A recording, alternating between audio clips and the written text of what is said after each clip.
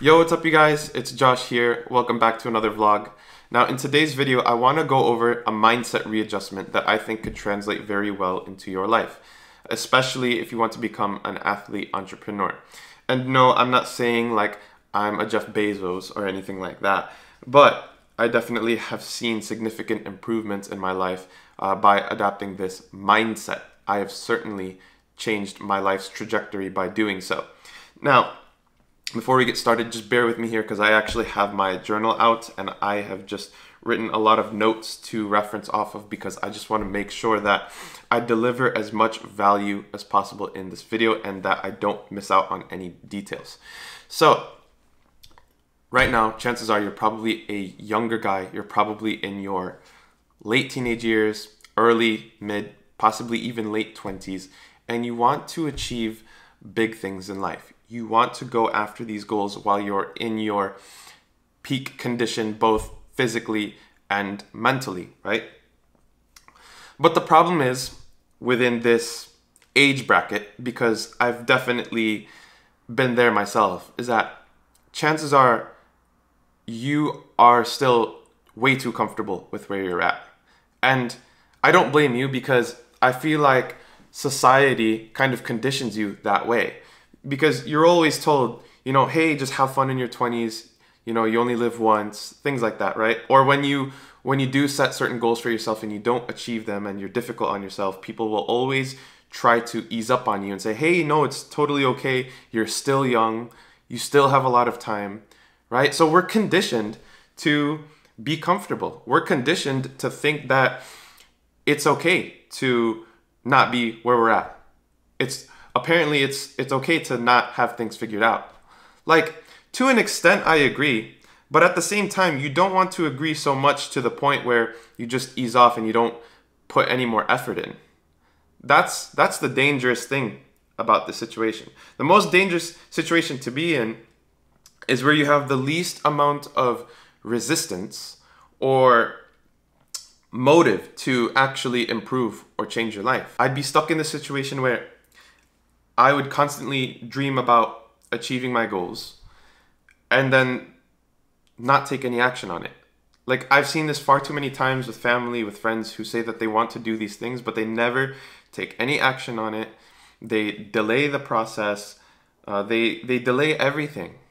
And that's because of comfort, right? I actually have a few things listed here on my journal that I had to change because I knew that if I didn't, I would never perform at the high level that an athlete entrepreneur should be performing at. And that's basically how I measure myself. Whenever I do things, I ask myself, is this what a high level athlete entrepreneur would do? Is this the behavior? Is this something that they would do in both their training and in their business or career, right? And do these things align? Because if not, I have to change it. So the first thing that I did, and I'm not saying you have to do these things, I'm just giving you some kind of reference to go off of. The first thing that I did was I decided to move out at age 19.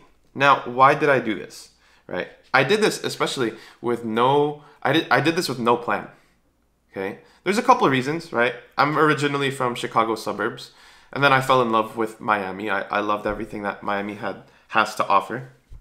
But the bigger reason was that I noticed that with my cousins, now mind this, I'm the youngest one in the family. No matter where I go, I'm always the youngest. I don't have anyone that I'm older than. So I got to see a lot of how my cousins grew up. I got to see how their life unfolded based on the decisions that they've been making. And I realized that a lot of my cousins stay with their parents. They live with their parents, even at a very not older age, but like they're still in their mid to late 20s and they still live with their parents. And to me, that was like a red flag because I've seen what they've been doing at home. Like they're what, 20, 25, 26, and they're just at home, not really doing anything. And to me, that was a scare because I was thinking, well, my mom certainly wouldn't mind me living with her until I can have enough savings and have enough stability to move out. And I knew that if I just stayed, I would be so comfortable and I wouldn't progress in life.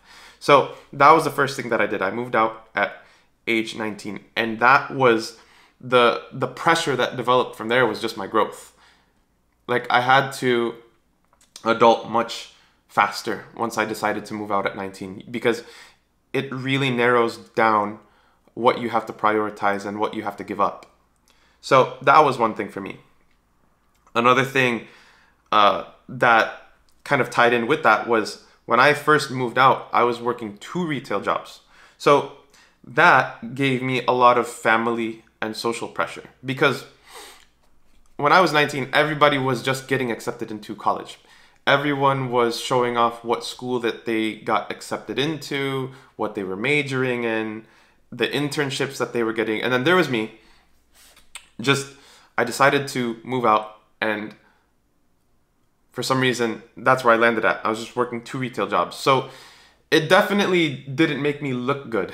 I was getting a lot of questions from my friends, from my family, like, what are you going to do with your life and things like that. So I felt a lot of pressure, and that really increased my drive to do something more, to find a more viable solution that is something that can really turn into something and, is respectable. Because quite frankly, it is fair. It's like, imagine if there's a girl that I want to take care of and her family sees me just working 2 retail jobs. I am not stable.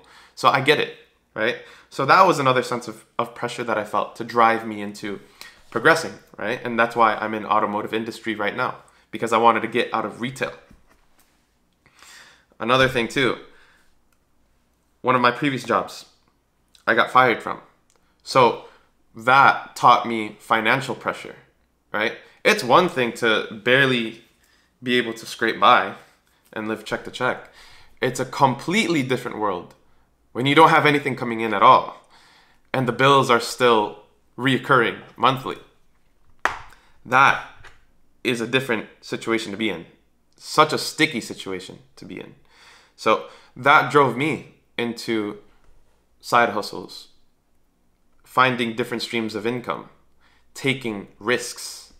The amount of times I would have to pull out personal loans to trade on leverage. Luckily, we've always turned out a profit. I think it's just pure luck, in my opinion. But the amount of risks and things that I've had to do to stay afloat, I've learned that from financial pressure, right? What I'm trying to get at in this video, guys, is that you have to put your back against the wall. You have to find a way to put yourself through the fire, to understand that you need discomfort to improve. Because when you put yourself in something that you hate it so much, it'll just drive you to grow. It's times of desperations when the best really comes out of you. Okay? Even right now, okay? This job that I'm working, this 9 to 5, it pays okay. It paid a lot better last year because I was getting a lot of overtime, and it definitely felt more of a prosperous time. But now the overtime is slowing down, so the income is dropping. And 2, it's just such a comfortable work environment to be in. That's the really dangerous part about my job, is that it's so comfortable that if I stay in it, it's possible that I could be stuck in it forever, because it's a good company. I have pretty much the best managers I could possibly ask for. It's a very well-respected work environment. But the thing is, it breeds comfort, right? And that kind of comfort, it can possibly erase this whole goal of achieving a successful YouTube channel. That is why I have my 3 a.m. schedule, because I want to add pressure to myself to perform well.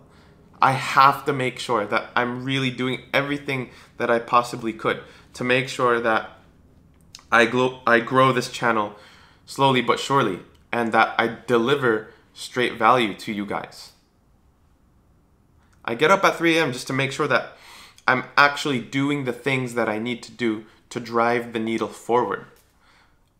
Because I've seen time to time, all the time, when I would prioritize the gym and then my 9 to 5, and then YouTube would be the last thing of my day, I would spontaneously be creative. I'd spontaneously make YouTube videos. I just wasn't consistent because, well, I was already comfortable. It was already the end of day. I was too tired, right?